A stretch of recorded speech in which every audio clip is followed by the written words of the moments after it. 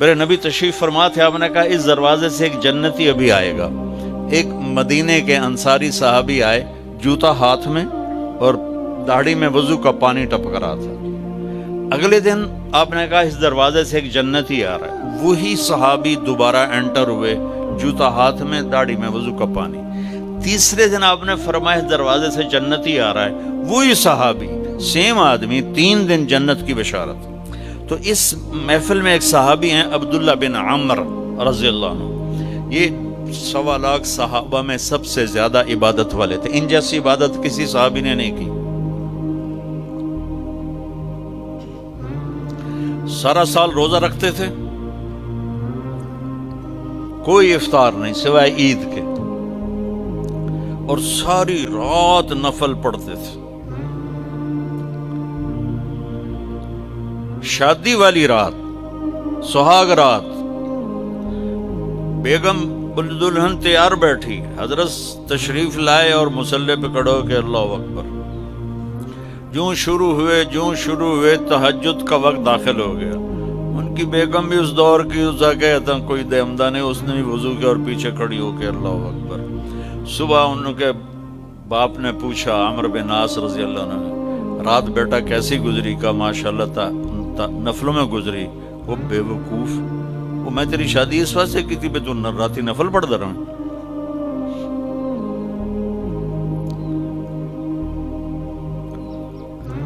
تو یہ صحابی تھے عبداللہ بن عمر، یہ اتنے عبادت گزار تھے۔ ان کو خیال آیا یہ مجھ سے زیادہ عبادت کرتا ہے جو یہ جنت کی بشارت 3 دن مسلسل، 24 گھنٹے کا سکیل تو میں نے پورا کیا ہوا ہے، تو اس کے بعد 26واں گھنٹہ ہے جو مجھ سے زیادہ عبادت کرتا ہے۔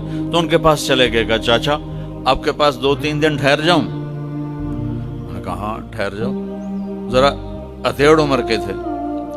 اب جب رات ہوئی تو انہوں نے جلدی سے چادر اوپر لی عبداللہ بن عمر، اور یوں سوراخ کر کے نا ان کو دیکھنے لگے کہ اب یہ کیا کرے گا۔ ان کا خیال تھا اتنا لمبا رکوع کرے گا کہ رات گزر جائے گی، اتنا لمبا سجدہ کرے گا کہ رات گزر جائے گی، تو ان کو یوں کر کے دیکھنے لگے۔ وہ آئے اور اللہم بسمک اموت و احیا، یہ سونے کی دعا پڑھی، ہو گئے۔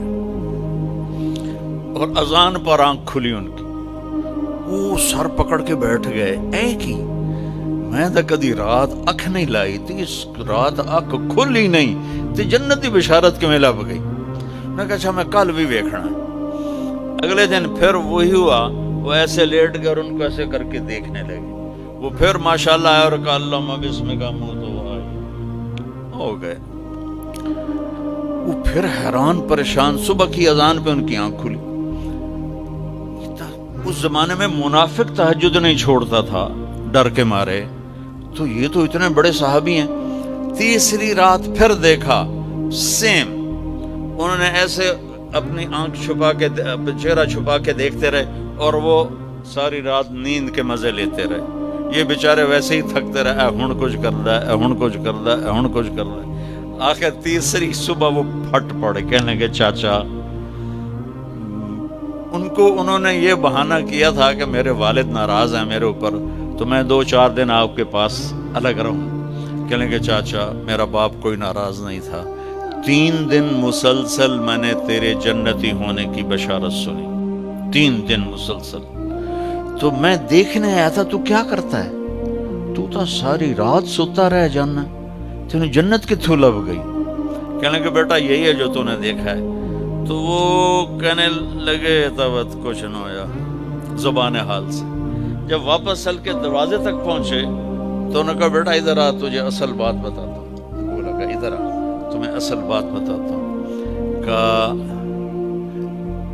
یوں دل پہ ہاتھ رکھ کر کہا یہ جو میرا دل ہے نا، اس میں دنیا کے کسی انسان کی نفرت کوئی نہیں، بغض کوئی نہیں، حسد کوئی نہیں، کھوٹ کوئی نہیں، اور اس زبان سے میں نے کبھی کسی کو دکھ دینے والا بول نہیں بولا، اور اللہ جب کسی کو نعمت دیتا ہے میں خوش ہوتا ہوں، مجھے حسد نہیں ہوتا۔